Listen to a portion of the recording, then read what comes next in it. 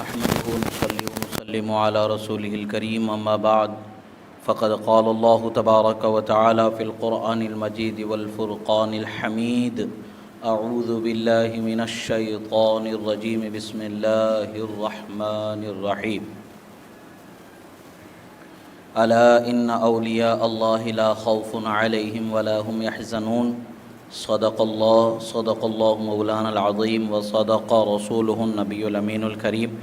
ونحن على ذلك لمن الشاهدين والشاكرين والحمد لله رب العالمين۔ ایک مرتبہ عقیدت و محبت کے ساتھ درود شریف کا نذرانہ پیش کریں۔ اللہم صلی علی سیدنا نبینا مولانا محمد عدد ما فی علم اللہ صلاۃ دائمۃ بدوام ملک اللہ وعلی آلہ واصحابہ اجمعین۔ ایک مرتبہ اور نبی اور آل نبی پر درود شریف پڑھیں۔ اللہم صلی علی سیدنا نبینا مولانا محمد عدد ما فی علم اللہ صلاۃ دائمۃ بدوام ملک اللہ وعلی آلہ واصحابہ اجمعین۔ اللہ رب العزت کا بے پناہ شکر و احسان کہ اللہ رب العزت نے ہمیں اس کے حبیب کریم صلی اللہ تعالی علیہ وسلم کا سچا چاہنے والا، ایمان والا مسلمان بنا کر پیدا فرمایا۔ یہ ہدایت کی نعمت اللہ کی طرف سے جو ہمیں مل گئی ہے، یہ ایسی نعمت ہے کہ ہمیں اس کا صحیح معنوں میں اندازہ موت کے بعد ہی ہو سکتا ہے۔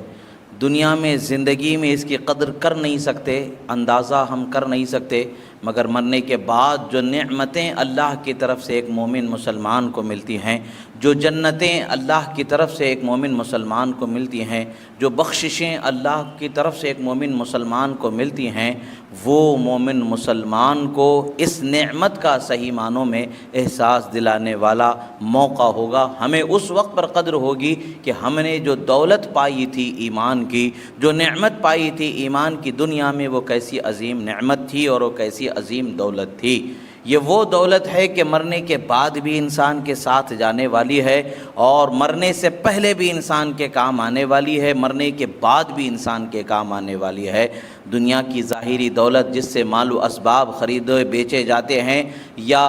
زمین جائیداد گھر بنائے جاتے ہیں، یہ وہ دولت ہے کہ انسان کو اس کے ساتھ میں لے جانے کا کوئی موقع نہیں ہوگا۔ لے جانا چاہے گا بھی تو بڑے بڑے بادشاہوں نے مردوں کے ساتھ سونے کو دفن کر دیا، مگر وہ سونا نہ اس مردے کا کوئی کام آنے والا سبب بنا، نہ وہ سونے سے اسے کوئی فائدہ پہنچا، نہ وہ چاندی زر و جواہر سے اسے کوئی فائدہ پہنچا۔ فائدہ انسان کو پہنچے گا تو ایمان کی دولت سے اور نیک عمل سے، اللہ تعالیٰ کی بارگاہ میں وہ خلوص سے جو دنیا میں نیکی کیا ہوگا، ایمان کے بعد نیکی اس کے کام آنے والی ہے۔ ایمان کے بغیر ہزاروں نیکی اگر انسان کر لے، وہ اسے کام آنے والی نہیں۔ ایمان اصل چیز ہے، اللہ نے ہمیں ایمان والا بنایا، یہ اللہ کا بے پناہ شکر و احسان ہے۔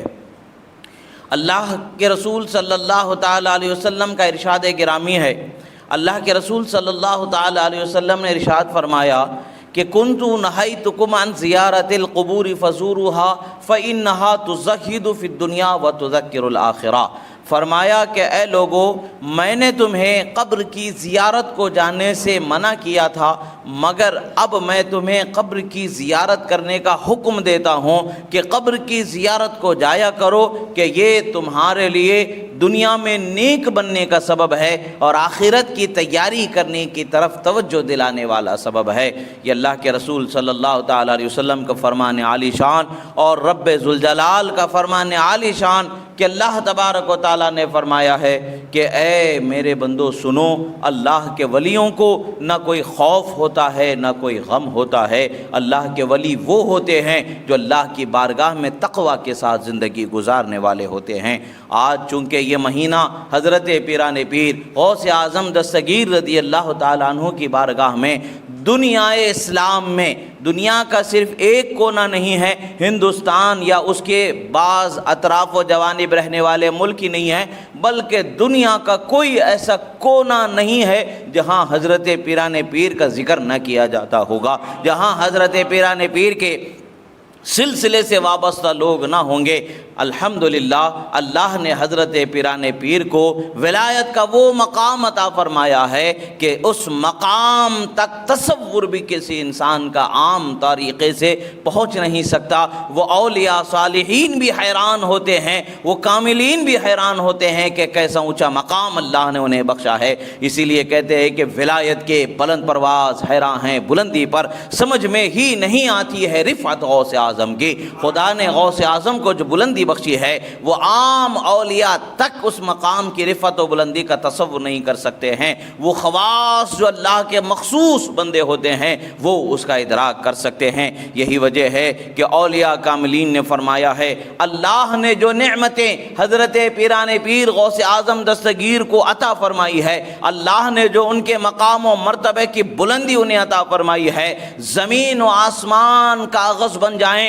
اور زمین کے تمام سمندر سیاہی بن جائیں اور تمام درخت قلم ہو جائیں، یعنی یہ سب کے سب مل کر کے مقامات رفیعہ اور شان غوث اعظم کو اگر قلم بند کرنا چاہیں تو تھک جائیں گے، مگر وہ مقام و بلندی کا ذکر کا احاطہ نہیں کر سکتے ہیں جو اللہ نے انہیں بخشی ہے۔ یہ حضرت پیران پیر کی جب یہ شان ہے تو آپ کے جد اعلیٰ حضرت امام حسن کی شان کا کیا حال ہوگا، حضرت امام حسین کی شان کا کیا حال ہوگا، پھر باب مدینت علم، باب ولایت حضرت مولا کائنات فاتح خیبر حیدر کرار کی شان کا کیا حال ہوگا، پھر مصطفیٰ جان رحمت صلی اللہ علیہ وسلم کی شان و عظمت کا کیا حال ہوگا، جب رسول اللہ کے شہزادوں کی شان کا یہ حال ہے کہ مخلوق جو عام مخلوق ہے حیران ہو جائے گی، ان کی شان و عظمت کو بیان کرتے کرتے تھک جائے گی مگر اس کا احاطہ کر نہ سکے گی، تو پھر جن کے لیے ساری کائنات کو پیدا فرمایا گیا ہے، جن کے لیے اللہ نے تمام موجودات کا وجود بخشا ہے، ان تمام کے لیے اللہ تعالیٰ نے ارشاد فرمایا خلقت الخلق لأعرفهم کرامتک ومنزلتک عندی لولاک لما خلقت الدنیا۔ اے میرے حبیب، میں نے ساری مخلوق کو اسی لیے پیدا فرمایا تاکہ آپ کا مقام و مرتبہ کتنا بلند و بالا ہے میرے نزدیک دکھا دیا جا سکے۔ اگر یہ مقصود نہ ہوتا، اگر یہ منظور نہ ہوتا تو میں کسی کو نہیں پیدا فرماتا، پھر اس نبی کی شان کا ہم کہاں احاطہ کر سکتے ہیں؟ ہماری پہنچ جب غوث اعظم کے دروازے تک جا کے ختم ہو جاتی ہے تو پھر سید الانبیاء والمرسلین کی شان ہم اور عام مخلوق کیا اس کا احاطہ کر سکتی ہے؟ ہاں اتنا ہے کہ خدا و رسول نے جتنا ان کی شان بیان فرما دی اسی کو ہم بیان کر سکتے ہیں، سمجھنا ہمارے بس کی بات نہیں ہے۔ اور اسی طریقے سے اولیاء کی جو شان اللہ اور اس کے رسول نے بیان فرما دی ہم اسے بیان کر سکتے ہیں، سمجھ نہیں سکتے ہیں، احاطہ نہیں کر سکتے ہیں، اندازہ نہیں لگا سکتے ہیں۔ اللہ کے رسول صلی اللہ تعالیٰ علیہ وسلم کا یہ فرمان اور اللہ تعالیٰ کا یہ فرمان ہمیں بتاتا ہے کہ اولیاء کا مقام کچھ نہ کچھ ایسا عام مخلوق میں جدا ہے، عام مخلوق سے الگ ہٹ کر کے ہے جو عام مخلوق اس کا اندازہ نہیں لگا سکتی ہے۔ اللہ کے رسول صلی اللہ تعالیٰ علیہ وسلم نے ارشاد فرمایا اللہ کا کوئی بندہ ایسا ہوگا کہ جس کے چہرے پر گرد و غبار ہوں گے، جس کے بالوں پر گرد و غبار کا اثر ہوگا، وہ اللہ کی بارگاہ میں اگر قسم اٹھا لے گا تو اللہ تعالیٰ اس کی بات کو ضرور پورا فرما دے گا۔ یہ حدیث بخاری شریف کی حدیث ہے، یعنی چھوٹے درجے کی کتابوں میں آنے والی یا چھوٹے درجے سے سند سے تعلق رکھنے والی نہیں، اعلیٰ درجے کی حدیث ہے، اعلیٰ درجے کی بات ہے، اعلیٰ درجے کا فرمان ہے۔ اولیاء کی شان کو اللہ کے رسول صلی اللہ تعالیٰ علیہ وسلم نے بیان فرما دیا۔ دیکھنے میں لباس سے وہ عام سا لباس رکھنے والے اور ان کے انداز اور ان کی ہیئت کو دیکھ کر کے ایک عام سی زندگی گزارنے والے تصور کر کے ان کو عام تصور نہیں کیا جا سکتا۔ اللہ کے ولی ایک سیدھی سادی عام سی زندگی گزارتے ضرور ہیں، مگر جب بھی وہ رب ذوالجلال کی بارگاہ میں دستے دعا کو پھیلاتے ہیں اور رب ذوالجلال کی بارگاہ میں اپنی محبت کا واسطہ دے کر کے طلب فرماتے ہیں، یقیناً اللہ تبارک و تعالیٰ انہیں عطا فرما دیتا ہے۔ صفت الصفوہ کے اندر امام ابن جوزی نے ایک واقعے کو نقل فرمایا ہے۔ ایک مرتبہ ایسا ہوا کہ اللہ کے بندوں کا ایک علاقہ تھا، محبوب بندے بھی تھے، عام بندے بھی تھے۔ عرب کے کسی علاقے میں ایک وقت ایسا گزرا کہ بارش کی کمی ہونے لگی، قلت ہونے لگی، قحط سالی کا زمان آ گیا تھا، نہ فصلیں ہو رہی تھیں نہ اور کوئی کام ہو رہا تھا، جانوروں کے لیے بھی پانی اور گھاس چارے کی کمی ہونے لگی تھی۔ سب لوگوں نے مل کر کے دعا کی، اللہ کی بارگاہ میں نماز پڑھی، اور نماز پڑھنے کے بعد نماز استسقاء پڑھی، دعائیں کی گئیں۔ دعائیں کرنے کے بعد سب لوگ واپس ہو گئے، مگر ایک اللہ کا بندہ تھا جو لباس کے اعتبار سے ایک غریب عام سا لباس پہنے ہوئے تھے، ان کے چہرے اور ان کے ظاہری چال ڈھال سے ایک عام سی زندگی گزارنے والے لگ رہے تھے، مگر اللہ کے ولی اللہ کے ولیوں کو پہچان لیتے ہیں۔ ان میں ایک اللہ والے بھی تھے جنہیں اللہ نے نگاہ بصیرت سے نوازا تھا۔ انہوں نے اندازہ لگا لیا کہ یہ اللہ کا بندہ، یہ اللہ کا کوئی ایسا محبوب ہے جس پر اللہ کا کوئی خاص کرم ہے۔ وہ جب بستی سے نکل کے کنارے کی طرف جانے لگے، یہ ان کے پیچھے پیچھے جانے لگے، ان کے ساتھ آگے بڑھنے لگے اور ان کے ساتھ آگے بڑھتے رہے۔ جب ان کے قریب پہنچ گئے تو انہوں نے دیکھا بستی کے باہر ایک مسجد ہے، اس مسجد میں آپ رات ہو گیا، وقت رات کا ہو چکا تھا، آپ عبادت میں مصروف ہو گئے، عبادت کرتے رہے، نماز پڑھتے رہے۔ یہ ان کو دیکھتے رہے، مشاہدہ کرتے رہے کہ انہیں کچھ اندازہ تھا کہ کچھ نہ کچھ کم زیادہ ہونے والا ہے، کچھ نہ کچھ ایک نیا معاملہ میرے سامنے رونما ہونے والا ہے۔ وہ ان کا مشاہدہ ملاحظہ کرتے ہوئے وہیں تشریف فرما تھے۔ اتفاق سے ہوا ایسا کہ آپ جب عبادت کر چکے، آپ نے دعا کے لیے ہاتھ اٹھایا،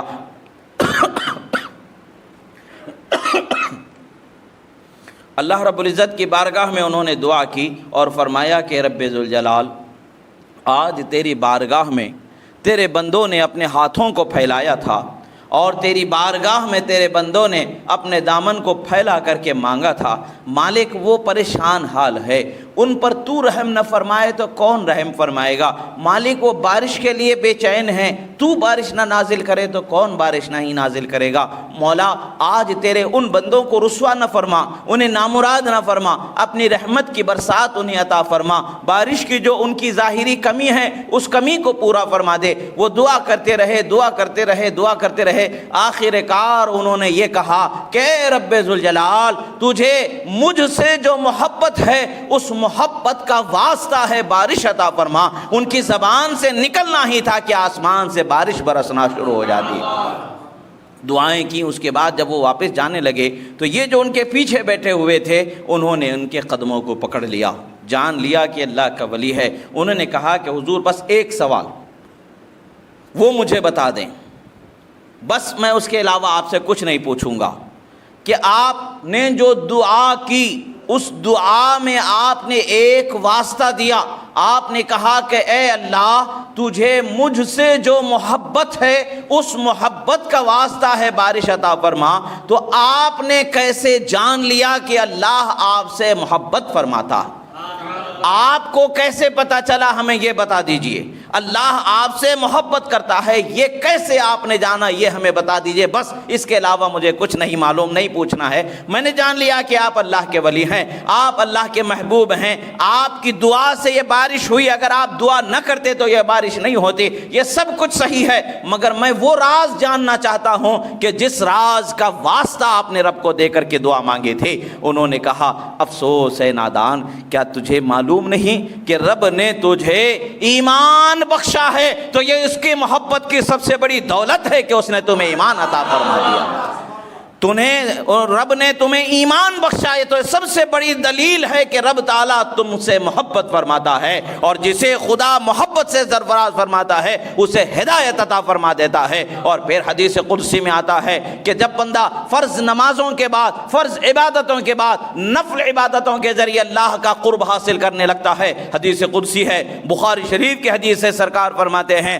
لا يزال عبدي يتقرب إلي بالنوافل حتى أحبه فإذا أحببته كنت سمعه الذي يسمع به۔ فرماتے ہیں کہ جب میرا بندہ فرض عبادتوں کے بعد نفل عبادتوں کے ذریعے میرا قرب حاصل کرتا چلا جاتا ہے تو میں اس سے راضی ہو جاتا ہوں اور اسے میں اپنی محبت سے سرفراز فرما دیتا ہوں۔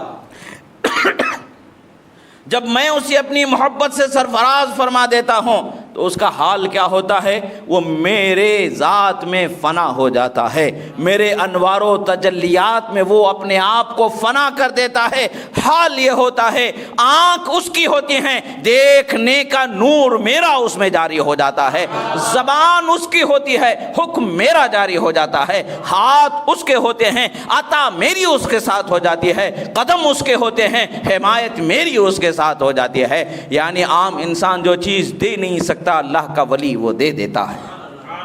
عام انسان جو دیکھ نہیں سکتا اللہ کا ولی وہ دیکھ لیتا ہے، عام انسان جہاں جا نہیں سکتا اللہ کا ولی وہاں پہنچ جاتا ہے۔ یہ اللہ کے ولیوں کی شان یہ حدیث مبارکہ سے پتہ چلتا ہے۔ پتہ یہی چلتا ہے کہ آج کا زمانہ بھی اور گزشتہ زمانہ بھی آنے والا زمانہ بھی یہ قائم ہے تو اللہ کے محبوب بندوں کی برکتوں ہی سے قائم ہے۔ اگر اللہ کے محبوب بندے دنیا سے اٹھا لیے جائیں، اللہ کے ولیوں کو دنیا سے اٹھا لیا جائے تو پھر دنیا میں قہر و غضب خدا کا ایسا نازل ہوگا کہ جسے کوئی روک نہیں سکتا ہے۔ یہ اللہ کے محبوب بندوں ہی کا صدقہ ہے جو دنیا میں بارشیں اترتی ہیں، یہ اللہ کے ولیوں ہی کا صدقہ ہے جو دنیا میں رزق اترتا ہے۔ اب ولی اس سے کرامت ظاہر ہو جائے وہی ولی ہوگا یہ نہیں ہے، بلکہ ولایت یہ ایک ایسا پردہ راز ہے کہ اللہ اور اس کا محبوب ہی جان سکتا ہے۔ ہاں بسا اوقات ولایت کی علامت بنا کر کے کرامتوں کا ظہور ان سے کرا دیا جاتا ہے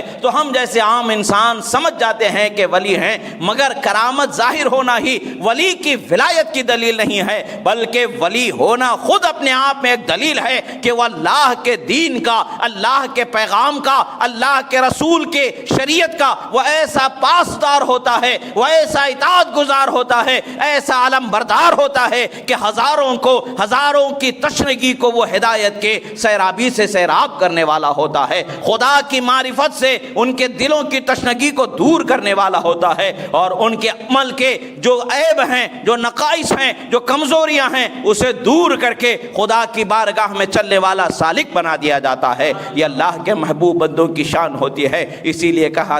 جاتا ہے، علماء اولیاء صالحین نے ارشاد فرمایا ہے الاستقامت فوق الکرامت، یہ کہا گیا ہے اللہ کے دین پر قائم رہ جانا اور دین پر لوگوں کو چلانا یہ کرامت سے زیادہ بڑی کرامت اللہ تعالیٰ انہیں عطا فرماتا ہے۔ یہ اللہ کے محبوب کی شان ہوتی ہے۔ اللہ کے رسول صلی اللہ تعالیٰ علیہ وسلم نے فرمایا، اب مثال کے طور پر دیکھیں کہ آج کا زمانہ کیسا بنتا جا رہا ہے کہ اللہ کے ولیوں کے پاس اگر کوئی بندہ پہنچ جاتا ہے، اللہ کے ولیوں کے پاس پہنچ جاتا ہے تو اس پر جو شرک بدعت حرام کے نہ جانے کیسے کیسے فتوے لگا دیے جاتے ہیں، اسے بتایا جاتا ہے کہ بھئی یہ حرام ہو رہا ہے، یہ شرک کیا جا رہا ہے۔ سمجھنے کی بات ہے، کوئی بھی بندہ اللہ کے ولی کے پاس جاتا ہے تو انہیں اللہ کا ولی ہی سمجھ کے جاتا ہے، خدا سمجھ کے نہیں جاتا ہے۔ وہ یہ سمجھتا ہے کہ میں گنہگار ہوں، یہ اللہ کے نیک بندے ہیں، میری گناہیں رد ہو، میری دعائیں رد ہو سکتی ہیں، مگر اللہ کے نیک بندوں کی دعائیں رد نہیں ہوتی ہیں۔ وہ دعا کر لیں گے اللہ مجھ پر رحم فرما دے گا، اس نیت ہی سے ان کے پاس پہنچتا ہے۔ اب سوال یہ پیدا ہوتا ہے کہ کیا انسان کے لیے اللہ کے ولیوں کی ذات کو فائدہ مند خدا نے بنایا ہے یا نہیں بنایا ہے؟ یقیناً احادیث رسول ہمیں بتاتی ہیں، اللہ کا کلام ہمیں بتاتا ہے کہ اللہ کے محبوب بندے عام بندوں کے لیے فائدے کا زمانہ، فائدے کی ضمانت اور فائدے کا ایک ایسا منبع بنا دیا گیا ہے کہ ان کی برکتوں ہی سے اللہ تعالیٰ دوسروں کو برکت عطا فرماتا ہے۔ اللہ کے رسول صلی اللہ تعالیٰ علیہ وسلم نے فرمایا، کنت نہیتکم عن زیارت القبور فزوروها، میں نے تمہیں قبروں کی زیارت سے منع کیا تھا، اب حکم دیتا ہوں کہ قبر کی زیارت کو جاؤ۔ ابتدائے اسلام میں حکم منع کا تھا، مگر رسول اللہ صلی اللہ تعالیٰ علیہ وسلم نے بعد میں حکم دیا کہ قبر کی زیارت کو جایا کرو۔ سرکار نے فرمایا قبر کی زیارت سے ہم فائدہ پہنچتا ہے، ہم کہہ دیں تو کہنے والا کہہ سکتا ہے کہ بھئی تم اپنی منمانی کر رہے ہو، تم اپنی بات کر رہے ہو، بات دلیل سے ہونی چاہیے، بات ان کی ہونی چاہیے جن کو بولنے کا حق خدا نے عطا فرمایا ہے، جن کی بولی کو خدا نے اپنی وحی سے مزین فرمایا ہے، یعنی اللہ کے رسول کی بات ہونی چاہیے۔ اللہ کے رسول نے فرمایا فَإِنَّهَا تُزَهِّدُ فِي الدُّنْيَا وَتُذَكِّرُ الْآخِرَةَ، فرمایا کہ یہ قبر کی زیارت تمہیں دو فائدے دینے والی ہے۔ قبر کی زیارت دو فائدے دینے والی ہے، ایک دنیا میں تمہیں نیک بننے کی طرف لے جانے والی ہے، اور آخرت کی تمہیں یاد دلانے والی ہے، یعنی فکر آخرت اور دنیا میں نیک بننا قبر کی زیارت سے حاصل ہوتا ہے۔ یہ دو فائدے قبر کی زیارت سے حاصل ہو رہے ہیں۔ تو یہ فائدے جب اللہ کے رسول نے ہمیں فائدہ ملنا بتا دیا ہے، اگر آج کے زمانے میں اگر کوئی بندہ کہتا ہے کہ قبر کی زیارت سے کوئی فائدہ نہیں ملتا ہے تو وہ اپنی بولی کی کوئی دلیل نہیں رکھتا ہے۔ الحمدللہ اللہ نے اہل سنت کو دلیل سے مالا مال فرمایا ہے۔ اتنی دلیلیں ہیں کہ دلیلوں کو 1400 سال سے سناتے آ رہے ہیں اور آج بھی سناتے رہے ہیں اور کل قیامت تک سناتے رہیں گے۔ جو اللہ کا، اللہ کے رسول کا، اللہ کے ولیوں کا دشمن ہے وہ پریشان کل بھی ہوتا رہا، آج بھی ہو رہا ہے، کل قیامت تک کے ہوتا رہے گا، بلکہ حشر کے دن بھی وہ پریشان ہوگا۔ آج بھی ہمیں سکون ہے، کل بھی سکون تھا، آنے والے کل بھی ہمارے لیے سکون ہے، مرنے کے بعد بھی ہمارے لیے سکون ہے، اس لیے کہ اللہ کے محبوب بندوں کا وجود ہمارے لیے برکت والا بنایا گیا ہے۔ امام حیثمی رحمۃ اللہ تعالی علیہ فتاوی حدیثیہ میں فرماتے ہیں کہ ایک حدیث مبارکہ کو نقل فرماتے ارشاد فرماتے ہیں وَبِهِمْ يُرْزَقُونَ وَبِهِمْ يُسْتَسْقُونَ، اللہ کے ولیوں کا فائدہ یہ ہے کہ انسان کو دنیا میں جو کچھ رزق ملتا ہے ان ولیوں کے صدقے ہی میں عطا کیا جاتا ہے۔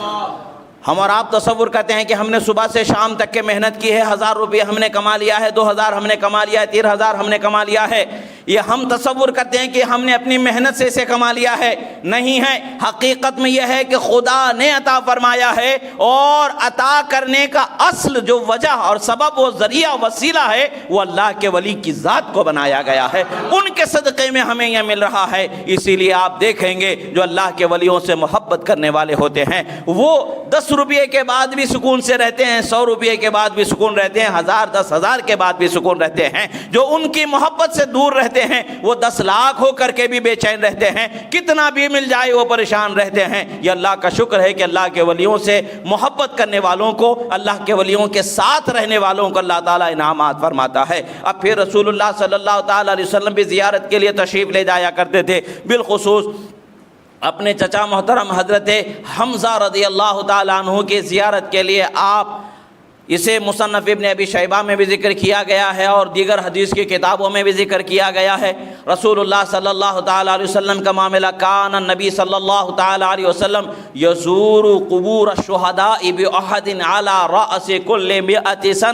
کل سنۃ فرماتے ہیں اللہ کے رسول صلی اللہ تعالیٰ علیہ وسلم ہر سال جن دنوں میں احد کے شہداء شہید ہوئے تھے، یعنی ان کے وصال و شہادت کے دن، رسول اللہ صلی اللہ تعالیٰ علیہ وسلم احد کے میدان میں مدینۃ النبی سے نکل کے تقریباً 10-15 کلومیٹر کا فاصلہ ہے، وہاں سے سرکار نکل کے ان کی زیارت کے لیے تشریف لے جاتے تھے اور زیارت فرماتے تھے۔ فَإِذَا بَلَغَ الشُّعَبَ فَيَقُولُ سَلَامٌ عَلَيْكُمْ بِمَا صَبَرْتُمْ فَنِعْمَ عُقْبَى الدَّارِ فرمایا کرتے تھے، اے اللہ کے بندو تم پر سلامتی نازل ہو، تم نے جو صبر کیا اس کے عوض اللہ تعالیٰ تمہیں سلامتیوں سے مالا مال فرمائے۔ اور پھر فرمایا کہ بے شک اللہ تعالیٰ نے تمہارا ٹھکانہ جنت بنا دیا ہے، اور کیسا عمدہ ٹھکانہ تم نے پایا ہے۔ رسول اللہ صلی اللہ تعالیٰ علیہ وسلم کا یہ فرمان، اور قبر پر جانا باقاعدہ سال کے اسی دن جانا جس دن ان کی شہادت و وصال ہوا تھا، اور وہاں جا کر کے لیے ان پر سلام بھیجنا،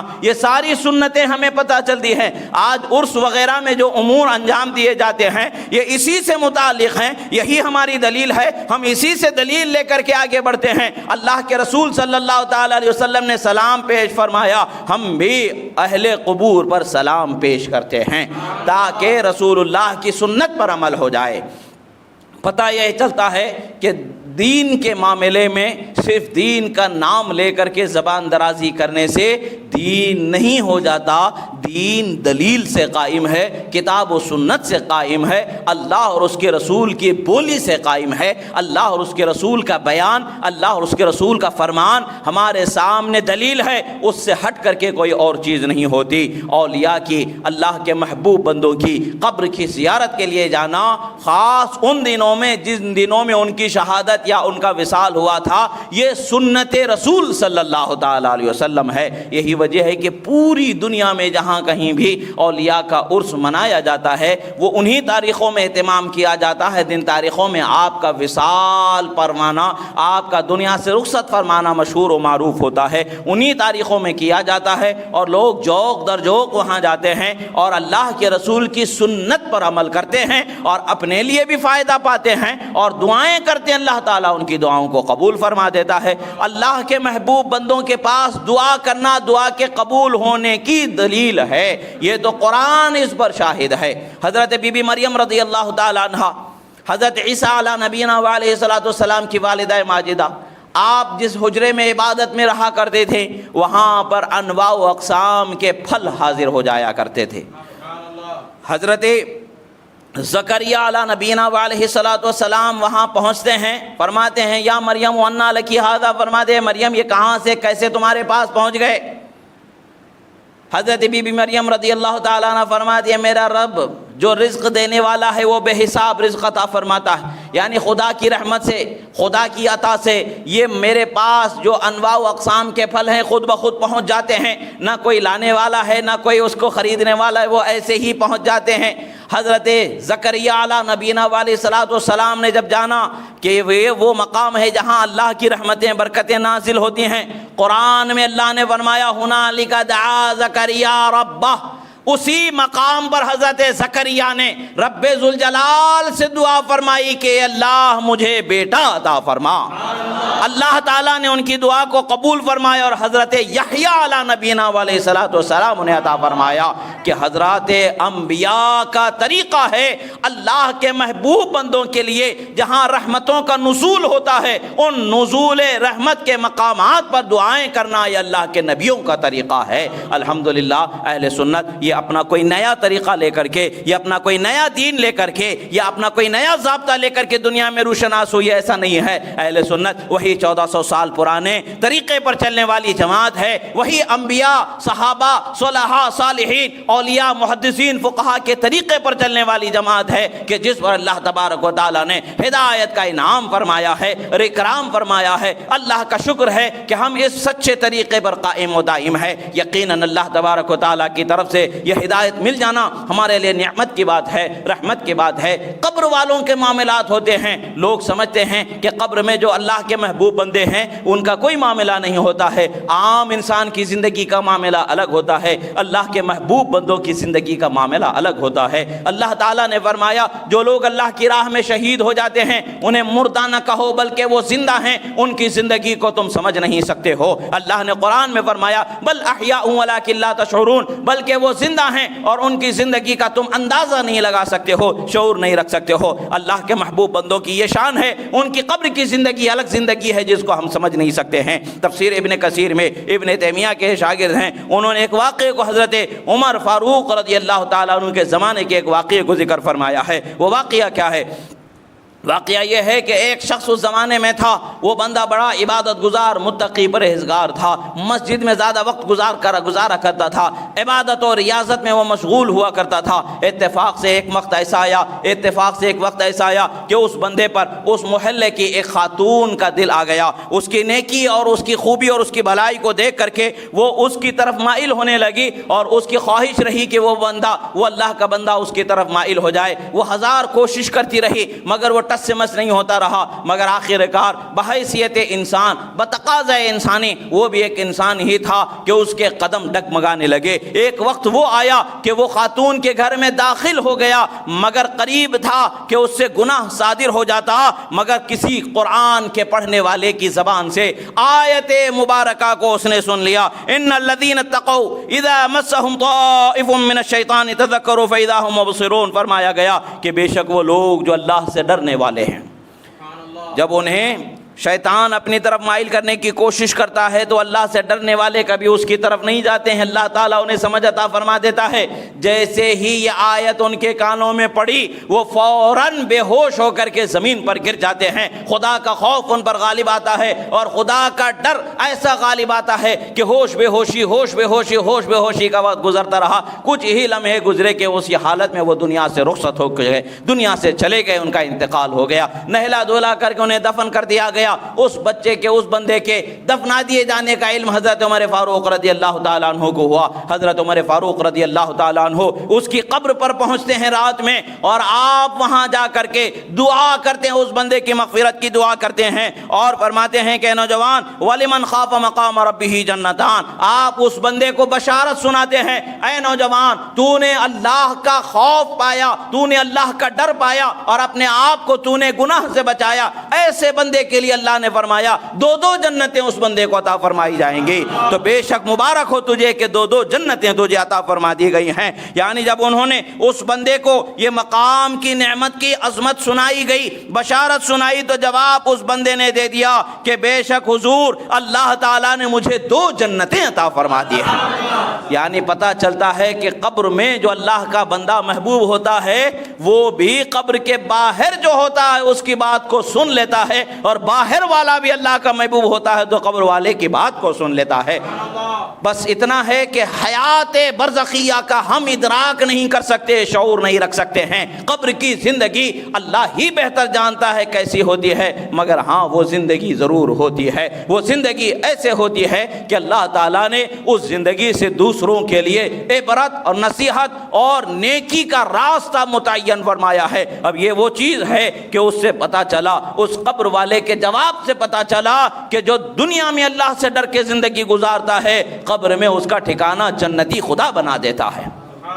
اب یہ فائدہ کہاں سے ملا؟ پریکٹیکل جواب کہاں سے ملا؟ عملی جواب ہمیں کہاں سے ملتا ہے؟ قبر کے اندر جو جنت کو پایا ہے، جو نعمت کو پایا ہے، اس کے جواب سے ہمیں یہ فائدہ ملا ہے۔ پتہ یہی چلتا ہے کہ ہر اعتبار سے اللہ کے محبوب بندوں کی قبر کی زیارت کو جانا اور ان کی بارگاہوں میں حاضر ہونا یہ ہمیں فائدہ پہنچانے والا کام ہے، دنیا میں نیکی دینے والا ہے، آخرت کی توجہ دلانے والا ہے، اور اللہ کی اطاعت و فرما برداری کی طرف راغب کرنے والا ہے، خدا کی وحدانیت کا اقرار دلانے والا ہے، خدا کو واحد ماننے والا اور محبوب بندوں کی شان و عظمت کا اعتراف کرنے والا بندہ بنا دیتا ہے۔ اللہ کا شکر ہے کہ اللہ نے ہمیں یہ اعتراف کرنے والے لوگوں میں شمار فرمایا۔ عزیزو، اللہ کے ولیوں کا مقام بہت بلند و بالا ہے، انہی کے صدقے میں ہمیں جو کچھ ملتا ہے انہی کے واسطے وہ وسیلے سے ملتا ہے۔ اگر وہ نہ ہو تو ہم پر ایسا قہر و غضب جاری ہو جائے، نازل ہو جائے کہ ہم اس کو برداشت نہ کر سکیں، بلکہ کہہ سکتے ہیں کہ قیامت قائم ہو جائے۔ قیامت سے پہلے دنیا میں کوئی اللہ کا ولی باقی نہیں بچے گا۔ اگر اللہ کا ولی ہوگا تو قیامت قائم نہیں ہوگی۔ اس سے پتہ چلتا ہے اللہ کے ولیوں کا جس علاقے میں بھی وجود ہے وہ ان علاقے والوں کے لیے رحمت، بخشش اور نعمت کا سبب بنا دیا گیا ہے۔ ہمیں اللہ کے محبوب بندوں کی عزت و قدر کرنی چاہیے اور ان کی محبت کو اپنے دل میں بسانا چاہیے، تاکہ اللہ تبارک و تعالیٰ سے ہمیں جو نعمتیں، جو رحمتیں ملنی ہیں وہ ان کے واسطے وسیلے سے مل جائیں، اور ہمیں دنیا میں کامیابی مل جائے اور آخرت کی کامیابی اور آخرت کی سچی تیاری کرنے کی اللہ تعالیٰ کی طرف سے ہمیں توفیق مل جائے۔ رب ذوالجلال کی بارگاہ میں دعا ہے جو کہا گیا، سنا گیا، کہنے میں سننے میں جو غلطی ہوئی اللہ تعالیٰ اسے معاف فرمائے، جو حق و صحیح کہا گیا اللہ تعالیٰ اسے قبول فرمائے۔ مولا ہمارے دلوں میں تیرے محبوب بندوں کی محبت عطا فرما، اولیاء صالحین کی محبت عطا فرما، کاملین کی محبت عطا فرما، ان کے نقش قدم پر چلنے کی توفیق عطا فرما۔ پروردگار تیرے حبیب کریم صلی اللہ تعالیٰ علیہ وسلم کے صدقے دوفیل میں مولا جہاں کہیں بھی دنیا میں مسلمانوں پر ظلم ہو رہا ہے مولا، ظلم کرنے والوں کو نیست و نابود فرما، مظلوم مسلمانوں کی مدد فرما، بیواؤں، یتیموں، بے سہاروں بچوں کے لیے سہارے، کفو، اسباب مہیا فرما۔ مولا ہم پر رحم فرما، کرم فرما، ہمارے ملک میں ہمیں امن، امان، چین، سکون، سلامتی عطا فرما۔ اقول قولی ھذا استغفر اللہ لی ولکم ولسائر المؤمنین وما علینا الا البلاغ المبین برحمتک یا ارحم الراحمین والحمد للہ۔